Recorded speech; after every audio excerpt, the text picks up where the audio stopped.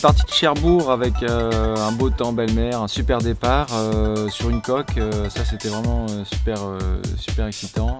Ça c'est fait dans ma liste des choses à faire. Après on est parti, donc on a traversé la Manche assez rapidement, en 4 heures il me semble. Et on a longé les côtes anglaises pour aller vers le Fastnet où c'est joué pas mal de petits coups et je crois qu'on était plutôt bien là-dedans.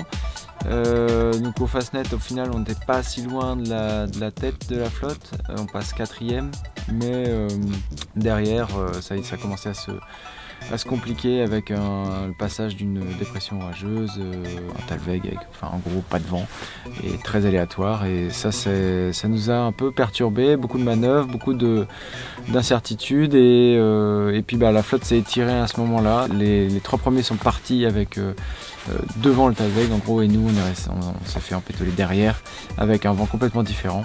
Donc on a dû tirer des bords, voilà, tandis que les autres ont fait la ligne droite. Du coup beaucoup de retard sur les 3 premiers, mais content quand même. On arrive 5e à la Trinité. On a usé les potentiels du bateau. On sait qu'on peut tenir un des bateaux les plus rapides qui était juste devant nous, 4e. Voilà, maintenant il va falloir bosser la stratégie et l'ergonomie pour que la route du Rhum se passe bien.